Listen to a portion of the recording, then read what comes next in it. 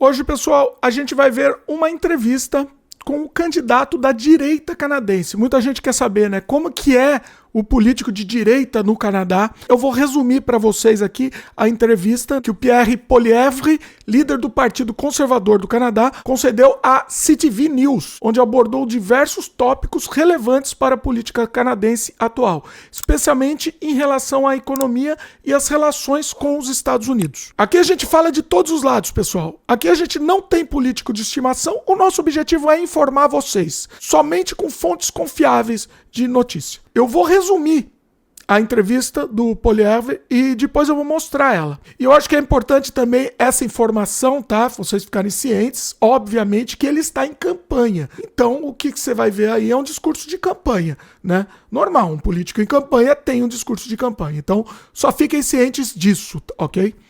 Vamos lá. Poilievre enfatizou sua política de Canada First, criticando o governo liberal de Justin Trudeau como fraco e responsável por aumentar a dependência do Canadá em relação aos Estados Unidos.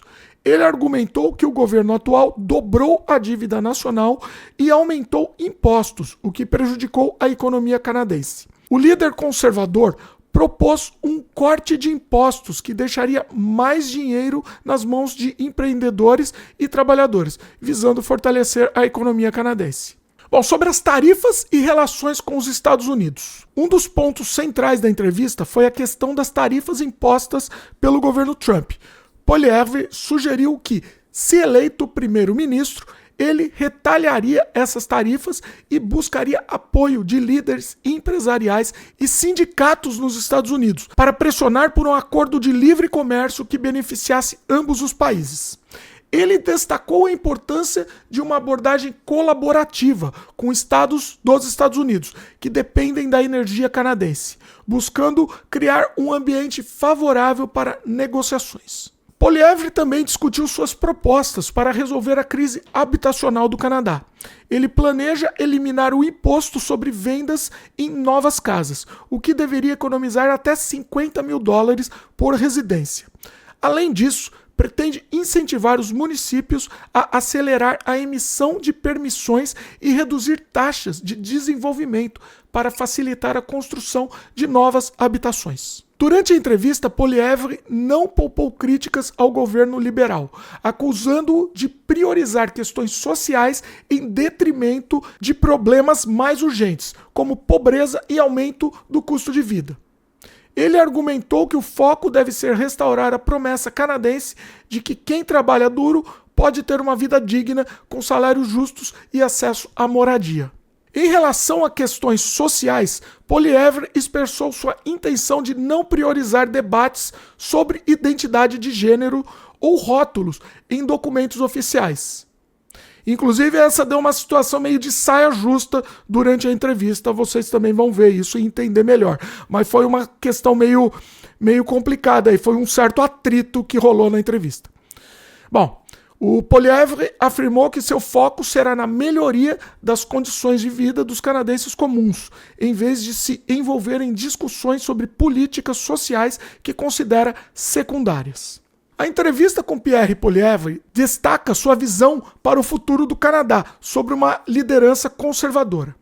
Com um forte foco na economia e na independência nacional, ele busca mobilizar apoio popular em um momento crítico da política canadense, especialmente com as recentes incertezas políticas decorrentes da saída de Trudeau. Poilievre se posiciona como um defensor dos interesses canadenses, em um cenário internacional complexo, prometendo uma abordagem pragmática e centrada nas necessidades dos cidadãos. Tá aí, pessoal. E agora, vamos para a entrevista. Eu sei que muita gente não gosta de vídeo legendado, pessoal. Eu fiz várias experiências dublando com AI.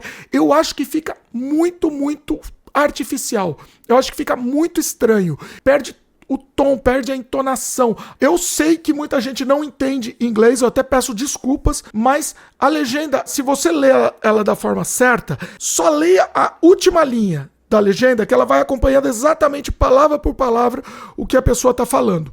tá? Eu acho que vocês vão pegar melhor o tom. Inclusive na questão da saia justa que teve aí no meio, esse certo atrito que aconteceu no meio da entrevista. Eu acho que é interessante vocês verem no idioma original para entenderem o que aconteceu.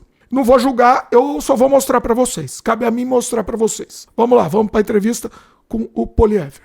By Conservative leader Pierre Poilievre. Thanks for joining us here live on CP24. I got to ask you, where were you when the inauguration was happening? Where'd you watch it? Who'd you watch it with? Some of your thoughts.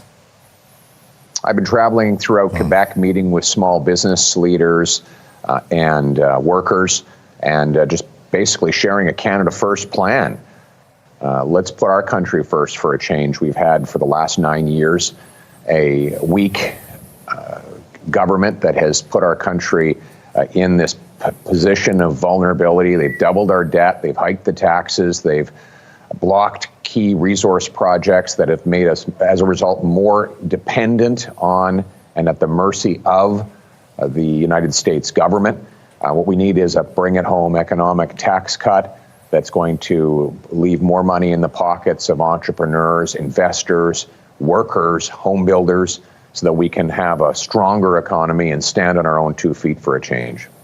And doing that, obviously, you want Canada first. You want to help entrepreneurs, and we've talked to a lot who want to enter into the U.S., but they're kind of skeptical right now with these potential tariffs. So if elected as prime minister down the line, whenever that election is, what would your strategy be to work with President Trump?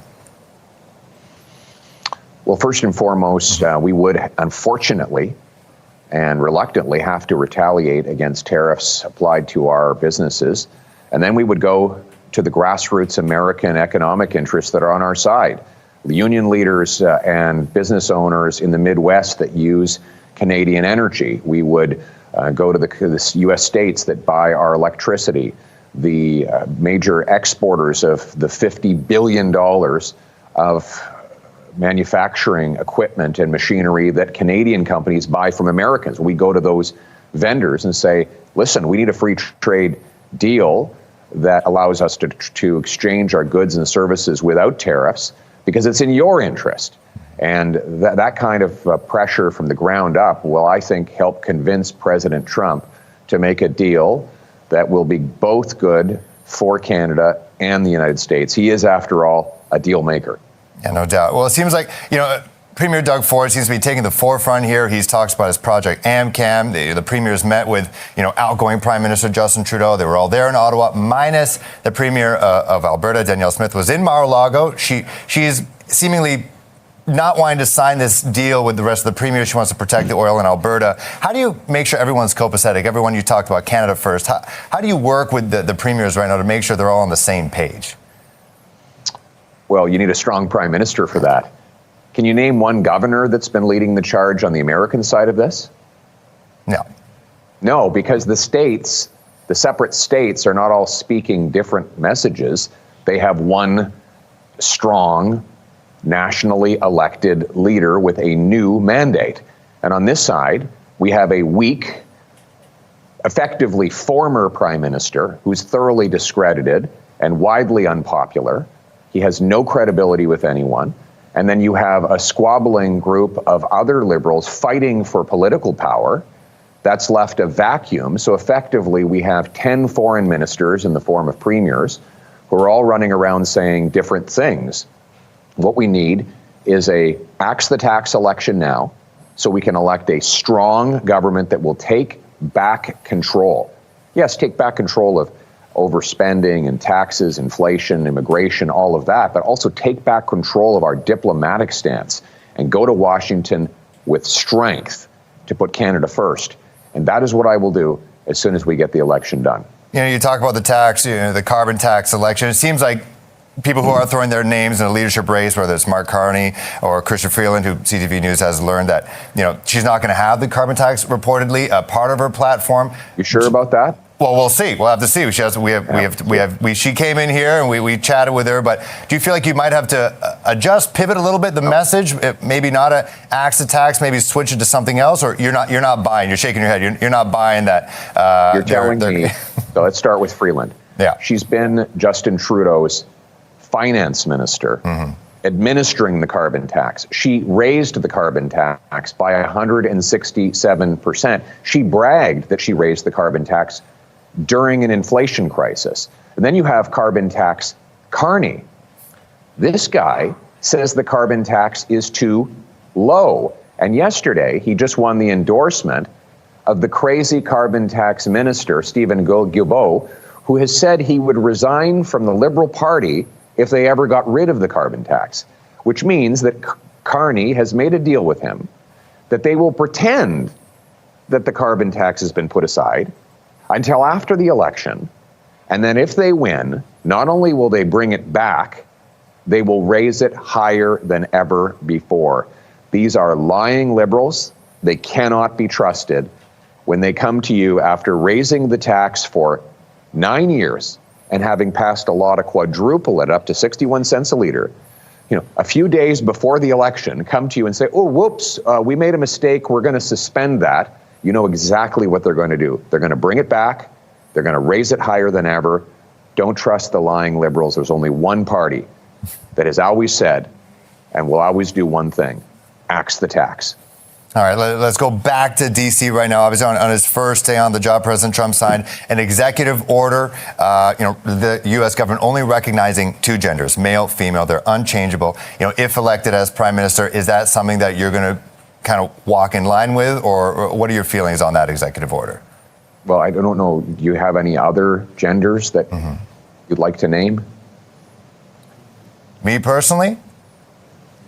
Yes. I'm just asking more so if you're in line with what he is saying. Do you agree with what he's saying? Is that something that you would be lockstep with if elected as prime minister? Well, I'm not aware of any other genders than men and women. I mean, if you have any other that you want me to consider, you're welcome to tell me right now. Well, there's personally, I am a man. I am as people who say cis man. There are people there who, they say they're Me too. gender I'm a neutral. Man. Well, you are a man. Yes. There are people there who say they're gender neutral. Yeah. They say they're gender neutral. They're a trans person. Is that something that you would recognize here? Whereas in the States, at least with their U.S. government, the way they're seeing it, there's only two. I'm only aware of two, but I mean, if you come up with another list, then you're welcome to do that. But I'm aware of two. And as far as I'm concerned, we should have a government that just minds its own damn business and leaves people alone to make their own personal decisions. That's the kind of government I'm going to run. And with that, the current government, they currently have passports that allow people to put on, gender neutral on their passport. Advocate groups want the government, mind you, the outgoing government, to ask the U.S., would the U.S. recognize these passports, obviously on their way out, if you are the next prime minister? Is that something that you would advocate for? I have to be honest. Yeah. I have to be honest with you. I just saw your segment on homeless encampments that are popping up all over Toronto. We've got 25% of our population in poverty. Housing costs have doubled. Crime is rampaging through our streets. I just find it to be a strange priority to spend time talking about this. My priority is to give people back control of their lives, bring back Canada's promise that anyone who works hard gets a powerful paycheck and pension that buys affordable food, gas, and homes in safe neighborhoods. That's the promise we need for Canadians. If Liberals want to talk about different labels for gender that they want to put on passports in the United States, they can do that. I'm going to talk about the things that will bring home Canada's promise. Okay. And you know what? Let's talk about housing, because I'm not upper middle class. I don't even know what I am right now, but making ends meet for a lot of people is very hard. So we understand some of your plan for housing, giving incentives for municipalities to building such. Canada's massive. A lot of our population is by the border. Is there anything we can? This is something I've thought about, just driving around Canada, specifically in BC going north. Yeah. There's a lot of land out there. Is there something that, if elected as prime minister, could be implemented that we can start building more homes, like elsewhere, places where there's really not much infrastructure built right now? Yes, this is a very good question. First of all, I just want to get out of the way one thing. I want to axe the sales tax on new homes to save you up to $50,000. I also want to incentivize municipalities to speed up permits, free up land, and cut development charges to build. The provinces should be pressured to take their sales tax off. Those combined changes would save hundreds of thousands of dollars on each home. But you're right. We have the second biggest landmass in the world. We have the fifth most sparsely populated landmass on planet Earth, and yet we have the fewest homes per capita in the G7. We need to free up that land. Now, the federal government is the largest landowner, so I've said I'm going to sell off 15% of all federal buildings and thousands of acres of non-ecologically sensitive federal land to build. And I will be challenging provinces and municipalities to look at their land inventory and say, what could we put here? Is there room for a home? We have major parts of our land that are close to the 49th parallel, so very close to the United States, and a lot of economic opportunity that are almost uninhabited. We need to free up that land to build more homes as well. So that's how we're going to do it. Get out of the way, cut the taxes, let the builders build. All right, fellow Conservative leader Pierre Poilievre, I wish we had an hour, 2 hours to talk. Unfortunately, our time is wrapped up, but I'm sure we'll see a lot of you. I do appreciate it. Thanks so much. Talk soon. Many blessings. Se vocês quiserem, eu faço um vídeo falando mais sobre a vida, a carreira do Pierre Poilievre, pra gente entender melhor qual é o background dele, né? Hoje a minha ideia era trazer só essa entrevista mesmo. Quero saber a opinião de vocês. Comentem aqui embaixo. O que vocês acharam do que ele falou? Vocês gostam do Poilievre? Vocês preferem um outro candidato? O que vocês acham? Quero o comentário de vocês. É isso, pessoal. Espero que vocês tenham gostado.